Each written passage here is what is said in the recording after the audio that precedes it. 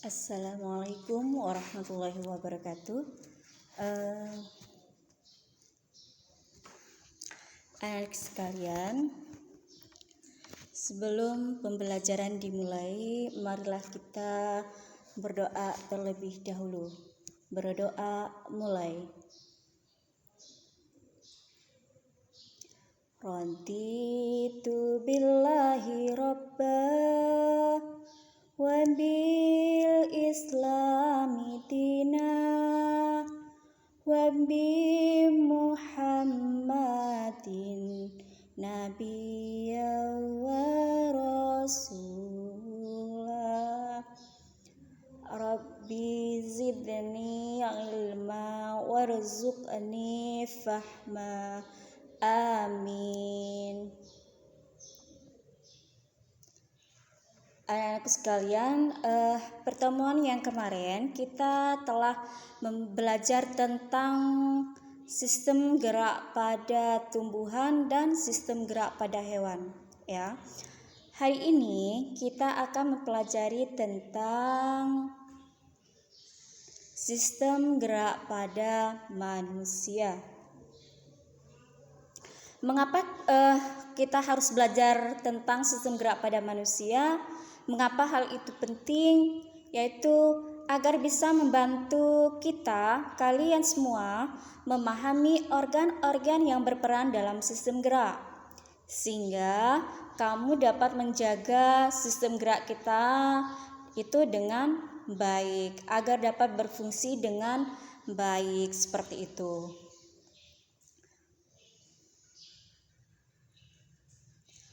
Kalian pada saat kelas 1 kalian telah mempelajari ciri-ciri makhluk hidup. Ya, kan banyak ciri-ciri dari makhluk hidup itu. Nah, salah satunya itu adalah gerak.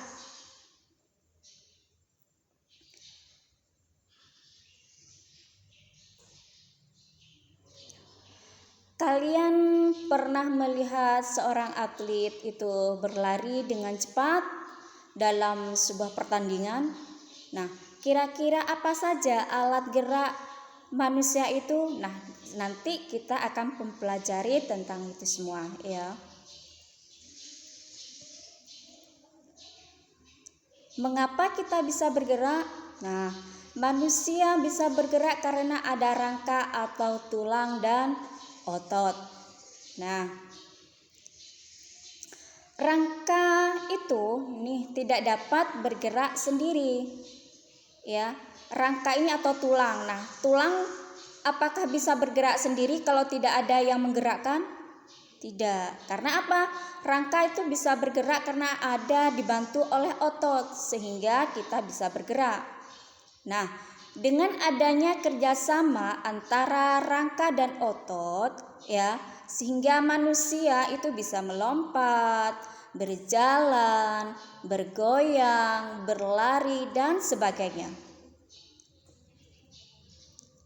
Nah, rangka pada manusia ini dibagi menjadi dua, ya. Ada rangka sebagai alat gerak pasif, otot ini disebut atau sebagai alat gerak aktif. Nah, nanti di sistem gerak ini juga ada yang namanya sendi atau persendian seperti itu, ya.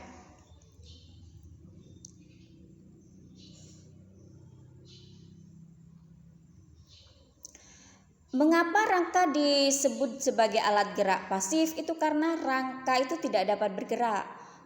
Dia atau rangka ini bisa bergerak apabila digerakkan oleh otot. Otot di sini disebut sebagai alat gerak aktif. Mengapa? Karena di sini otot itu bisa berkontraksi atau mengkerut dan bisa berelaksasi atau mengendur seperti itu, ya. Kerangka tubuh. Apa itu kerangka tubuh? Ialah susunan dari berbagai macam bentuk tulang yang saling berhubungan. Tulang merupakan jaringan aktif yang melakukan metabolisme, sehingga tulang disebut sebagai sesuatu yang hidup. Jaringan tulang tersusun dari sel tulang atau osteosis. Sel tulang dikelilingi oleh bahan ekstraseluler dari bahan kalsium atau matriks yang memberi sifat keras, kuat, dan lentur. Karena bahan penyusunnya inilah, maka tulang itu bersifat keras, kuat, dan lentur seperti itu.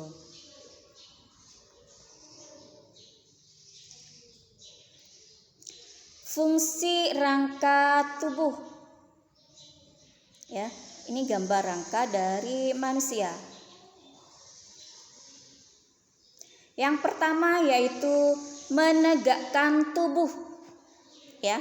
Bayangkan kalau tubuh kita hanya terdiri dari daging, tidak ada tulangnya, tidak ada rangkanya.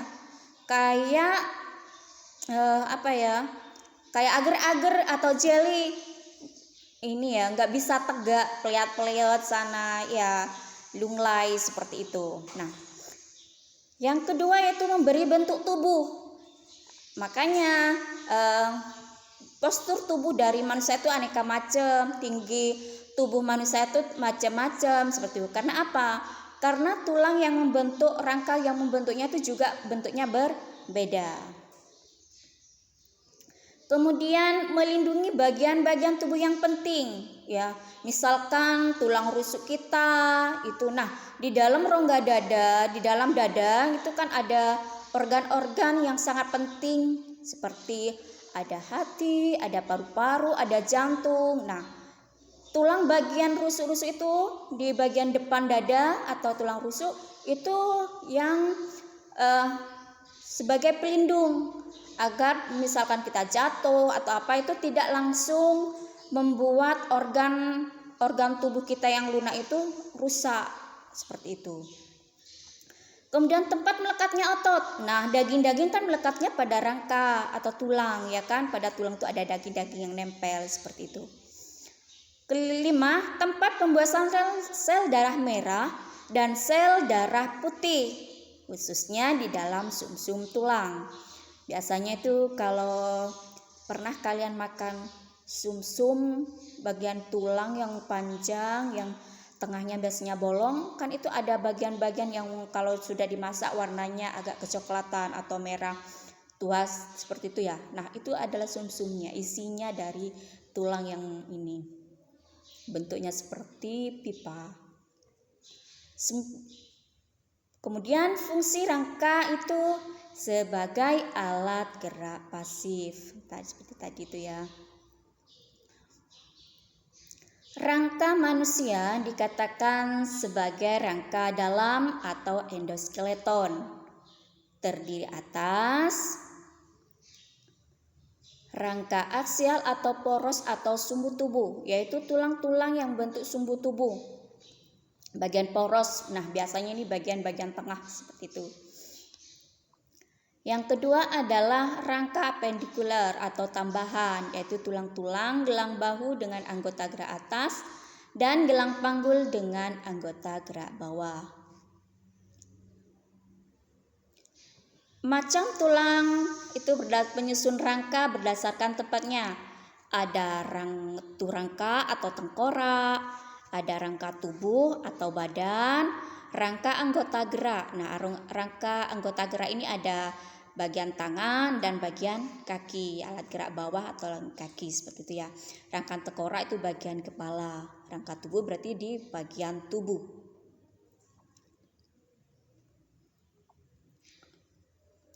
Macam-macam tulang penyusun rangka tubuh. Tadi kan sudah ada tulang tengkorak kan seperti ya. Nah, seperti di sini ada tulang dahi, itu sesuai di gambar, ada tulang ubun-ubun, tulang pelipis seperti itu. Ini adalah tulang tengkorak pada manusia. Ya, itu deskripsi dari tulang tengkorak.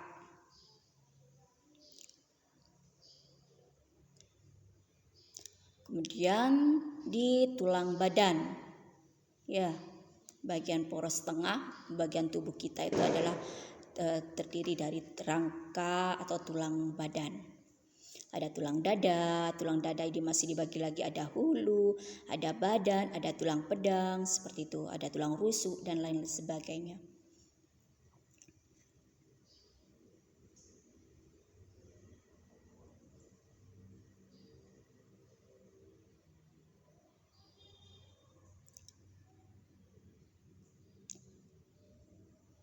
Tulang bahu terdiri dari tulang selangka, ada tulang belikat, seperti itu.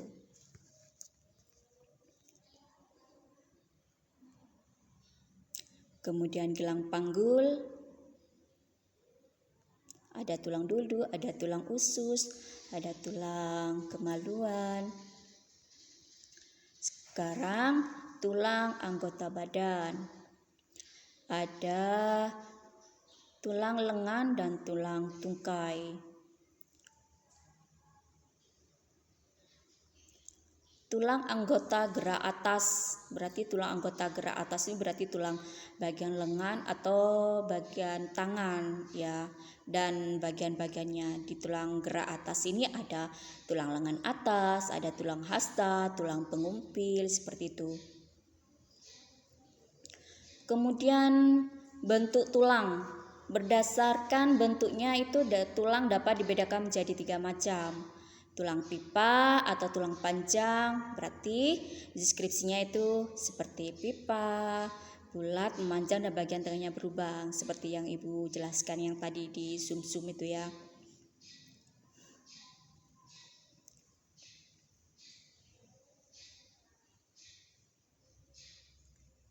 Tulang pipa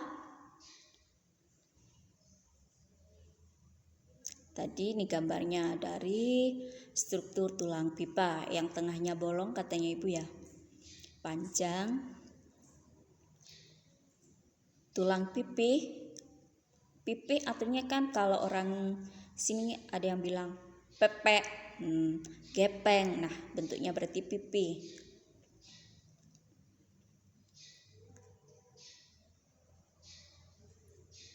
Contohnya ada di bagian tulang rusuk, tulang dada, dan lain-lain. Tulang pendek bentuknya bulat dan pendek, disebut juga ruas tulang. Ya, ada di jari-jari juga ada.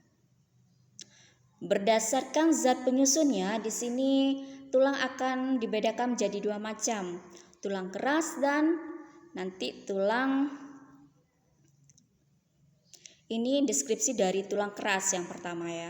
Namanya saja tulang keras, berarti nanti tulang ini adalah keras. Karena apa? Sel pembentuknya tulangnya ini terdiri dari serabut kolagen yang membentuk matriks tempat garam-garam kalsium ditumpuk ya. Yang osteoklas adalah sel berinti banyak dan berukuran besar yang bersifat mengikis tulang.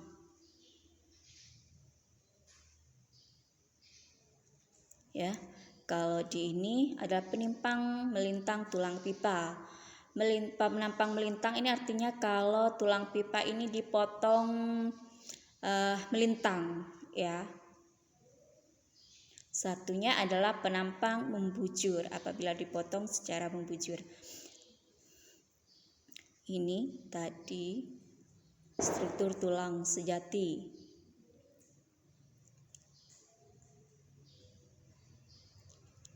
Yang kedua adalah tulang rawan. Kalian sering ya mendengar tulang rawan. Kebalikan dari tulang keras. Kalau tulang keras berarti keras, kalau ini agak apa ya? Agak kayak lentur, kayak di bagian hidung, ada di telinga, seperti itu ada tulangnya. Tipe-tipe tulang rawan. Tulang rawan hialin. Itu deskripsinya.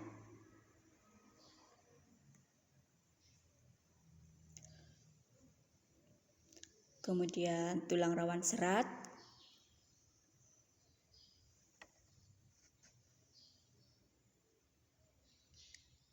tulang rawan elastik,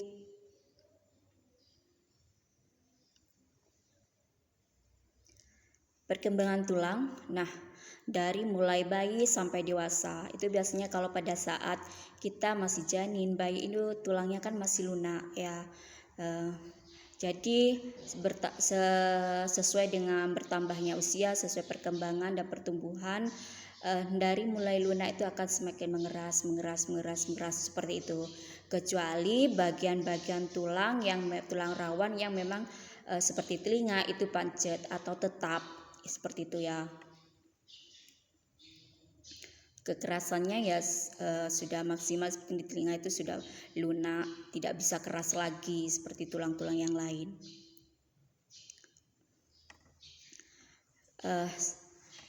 Di sistem gerak pada manusia ini, meskipun kita memiliki tulang, memiliki otot, itu masih dibantu oleh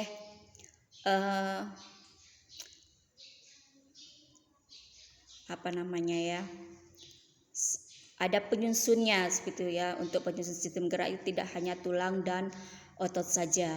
Nah, misalkan kita bergerak ya, kita bisa meluruskan kaki, menurunkan tangan, naik ke atas, membengkokkan kaki atau seperti itu. Seperti contoh yang digambar itu, gerakan-gerakan yang itu sebagai contoh. Kenapa bisa seperti itu? Ternyata ya, karena di sistem gerak manusia kita itu karena memiliki sendi. Nah, kita selanjutnya akan mempelajari tentang sendi dan otot. Ya, ini ada hubungannya. Agar apa kalian belajar tentang sendi dan otot?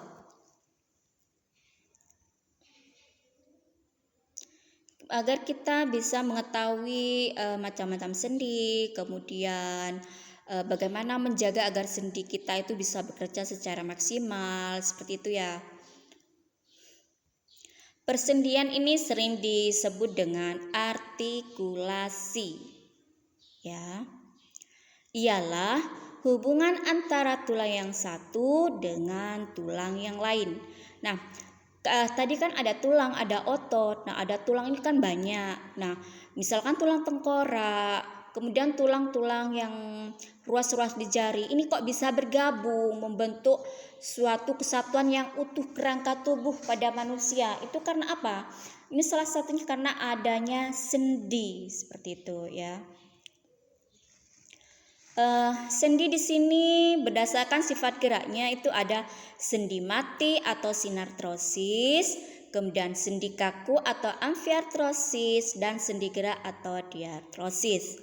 Nah, di sini sendi mati berarti ini sendi ini tidak dapat digerakkan sama sekali. Contohnya apa? Hubungan antara tulang-tulang tengkorak, berarti di kepala, di bagian kepala itu tulang-tulangnya tidak bisa bergerak, seperti itu. Nah, kemudian sendi kaku ini berarti sendinya memiliki gerakan, cuma ada batasnya atau sedikit ada sedikit gerakan. Contohnya apa? Hubungan antara tulang rusuk dengan tulang dada, hubungan antara tulang telapak tangan, seperti itu.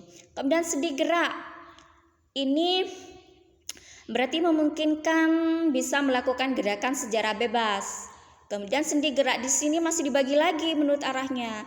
Ada sendi engsel, sendi putar, sendi geser, sendi pelana, dan sendi peluru. Ya. Apa itu sendi engsel?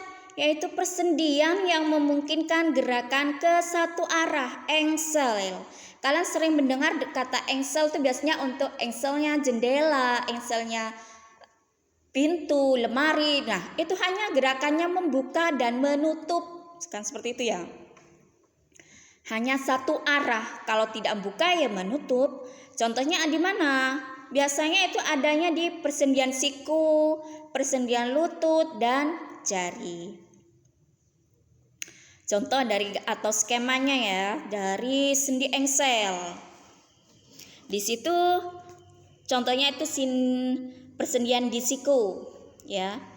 Di bagian lengan ada tulang lengan atas, ada tulang pengumpil atau ini tulang hasta dengan bagian bawahnya itu digabung, ada tanda kayak warna oranye, itu adalah bagian sendinya yang menghubungkan antara tulang pengumpil tulang hasta dengan tulang lengan atas, ya. Kemudian sendi putar, namanya saja sendi putar, berarti persendian ini memungkinkan salah satu tulang memutari tulang yang lain yang berfungsi sebagai porosnya. Contohnya apa? Persendianan antara tulang hasta dengan tulang pengumpil. Nah, seperti itu contoh di gambarnya. Ini hanya skema ya. Persendian antara tulang atlas, tulang leher atas dengan tengkorak, sehingga kepala kita bisa geleng-geleng, mutar sana, mutar sini, itu karena adanya sendi putar. Seperti itu. Kemudian sendi geser atau luncur, persendian yang memungkinkan pergeseran antar tulang. Jadi biasanya kita kalau jatuh atau itu geser, nah seperti itu. Nah ini biasanya terjadi di mana? Persendian pada tulang pergelangan tangan dan kaki, persendian pada tulang belakang gitu ya. Ini contoh gambarnya. Tuh contoh di tulang pergelangan tangan. Sendi pelana, kalian sering dengar kata pelana, itu adalah biasanya kalau bagi penunggang kuda, pelana kuda seperti itu. Nah, ternyata di IPA juga ada. Apa itu sendi pelana? Persendian yang memungkinkan gerakan dua arah. Contohnya apa? Sendi antara pergelangan tangan dengan tulang telapak tangan. Contoh yang lain adalah sendi antara tulang telapak tangan dengan tulang pangkal ibu jari. Gambar skemanya seperti ini.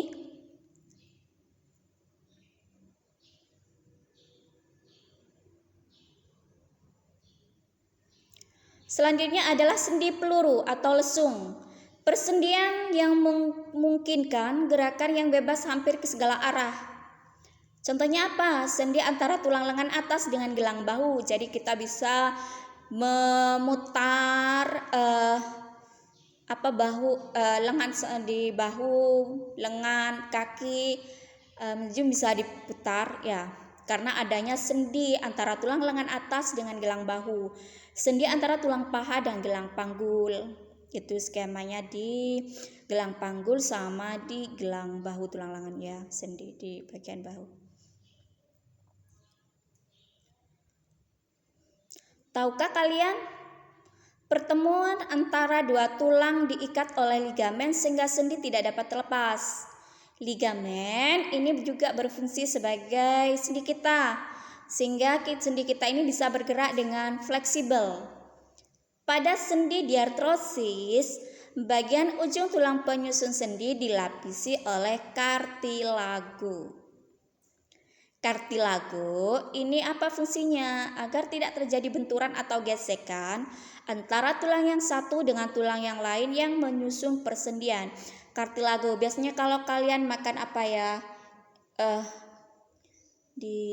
misalkan makan ayam, di bagian tulang di sikunya itu, kemudian di bagian tengah atau sendinya itu ada bagian yang kayak kenyal-kenyal putih, itu adalah bagian kartilagonya.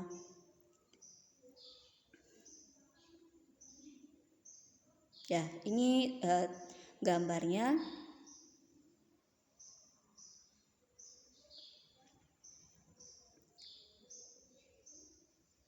Otot. Tanpa otot, tulang dan sendi kita yang ada di tubuh ini tidak memiliki kekuatan untuk bergerak. Tadi kan otot adalah sebagai penggerak aktif, alat gerak aktif ya. Deskripsinya seperti ini.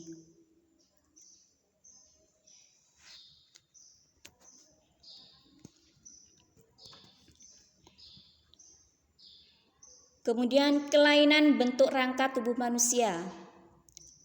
Kelainan sejak lahir artinya kelainan rangka dialami sejak di dalam kandungan.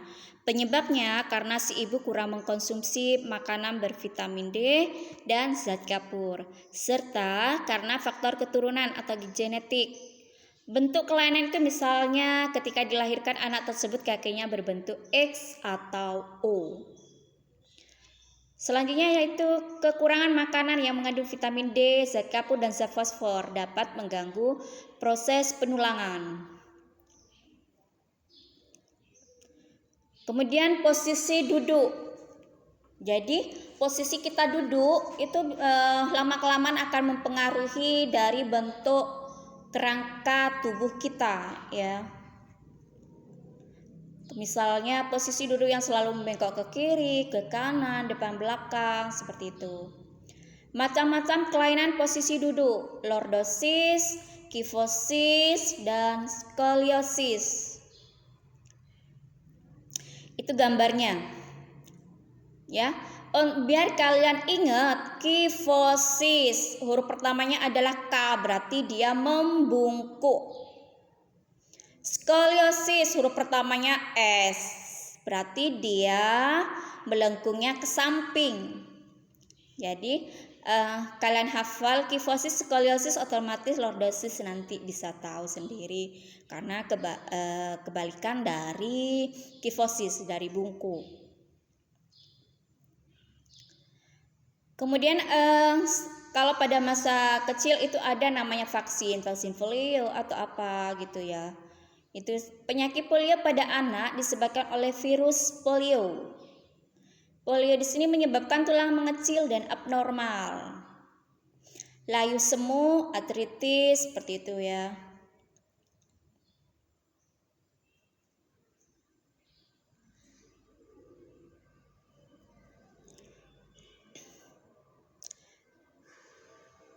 Ada kanker tulang, nekrosis.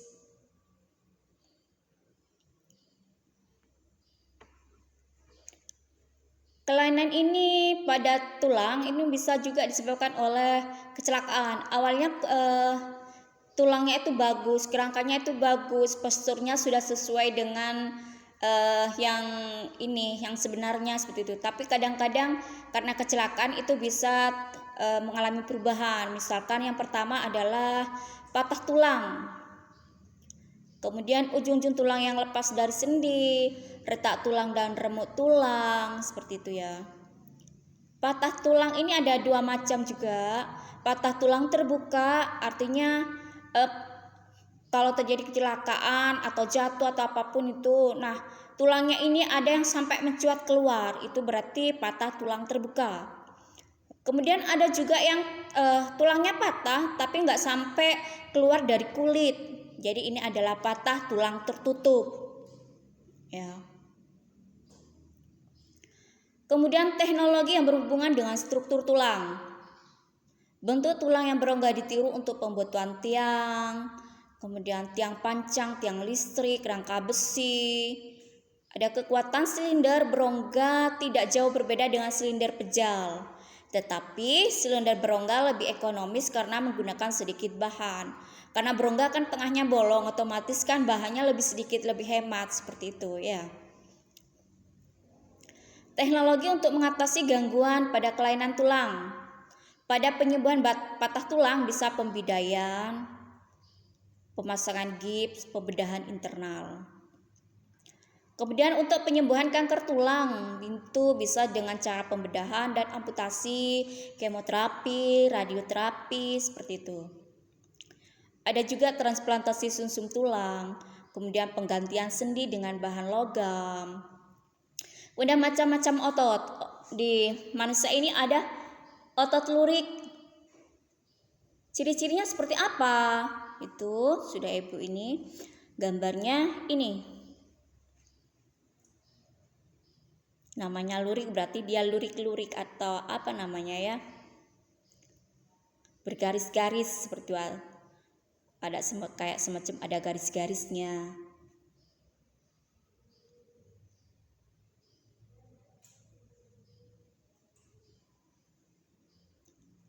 Kemudian otot polos.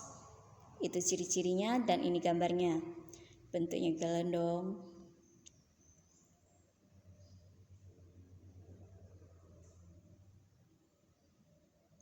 Di sini ada bekerjanya di luar kesadaran kita. Artinya apa? tidak di bawah kehendak kita. Artinya meskipun kita tidur atau apa itu dia otot polos ini tetap bekerja tanpa diperintah oleh otak kita ya. Otot jantung, namanya saja otot jantung, jadi adanya di jantung kita ya. Strukturnya atau ciri-cirinya itu strukturnya atau bentuknya itu sama dengan otot lurik, artinya dia ada luriknya. Tapi cara kerjanya seperti otot polos, tidak sadar. Jadi jantung kita itu terus bekerja ya.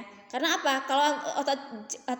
Kalau jantung kita tidak berdenyut, otomatis kita berarti sudah meninggal. Selama kita masih hidup berarti otot jantung ini tetap bekerja ya. Otot antagonis, kalian sering dengar kalau lihat di film di bahasa Indonesia atau materi bahasa Indonesia itu ada karakter antagonis. Namanya antagonis ini berlawanan dengan pemain utama. Tapi kalau di otot antagonis itu apa? Seperti di sini kerjanya otot bisep dan tricep ya. Otot bisep ini bagian atas lengan tuh ya. Apabila otot kita bisep berkontraksi, maka otot bisep yang tricep yang di bagian bawah ini akan melakukan relaksasi. Sebaliknya, pada saat kita meluruskan lengan kita, otot bisepnya relaksasi, sedangkan otot tricepsnya kontraksi. Ciri-ciri dari otot itu berkontraksi itu biasanya memendek, kemudian menggelendong, membesar seperti itu ya. Otot bisep ini apa? Otot yang memiliki dua ujung atau dua tendon yang melekat pada tulang, terletak di lengan atas bagian depan. Kalau otot tricep itu apa? Otot yang memiliki 3 ujung atau 3 tendon yang melekat pada tulang, terletak di lengan atas bagian belakang. Ya. Jika otot bisep berkontraksi dan otot tricep berelaksasi, maka lengan bawah akan terangkat. Sebaliknya, jika otot bisep berelaksasi dan otot tricep berkontraksi, maka lengan bawah akan turun atau lurus itu ya. Dan masih banyak lagi kerja dari gerakan-gerakan otot antagonis. Ada fleksi dan ekstensi, ada supinasi dan pronasi, ada abduksi dan aduksi, depresi dan elevasi, seperti itu ya. Itu contoh-contohnya dan gambarnya. Di situ ada kepala nunduk, tegak, kemudian menengadah itu, kemudian tanah. Untuk tangannya itu ada yang telungkup, ada yang membuka, seperti itu. Itu contoh dari gerakan-gerakan otot-otot antagonis. Selain antagonis,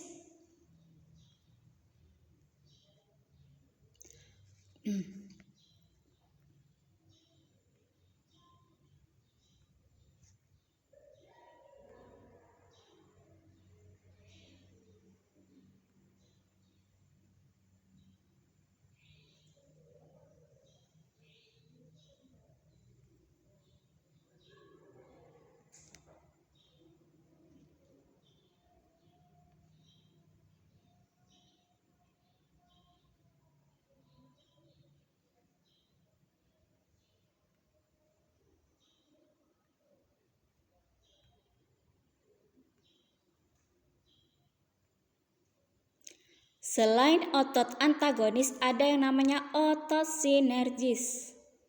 Bersinergi gitu kadang-kadang kalau ada kalimat seperti ya. Apa itu otot sinergi? Adalah 2 otot atau lebih yang bekerja pada satu sendi dan saling membantu sehingga memberikan gerakan searah atau tujuan yang sama. Jadi otot-otot ini berkontraksi dan berelaksasi secara bersamaan.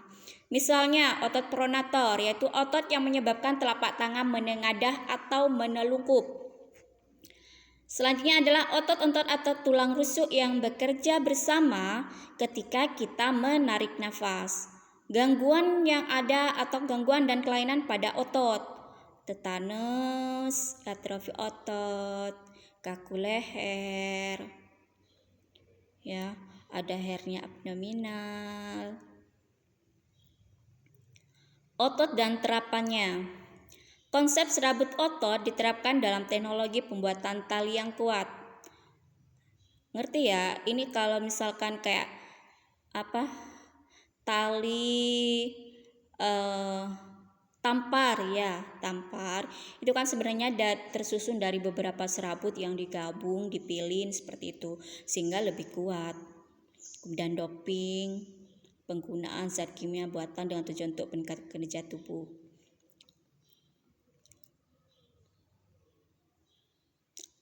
Ada 5 kelompok doping.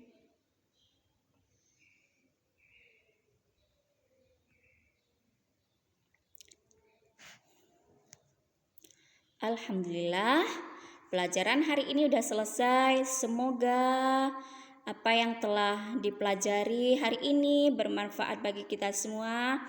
Amin. Dan Ibu akhiri, wassalamualaikum warahmatullahi wabarakatuh. Dan untuk tugasnya nanti Ibu kirim by WA ya.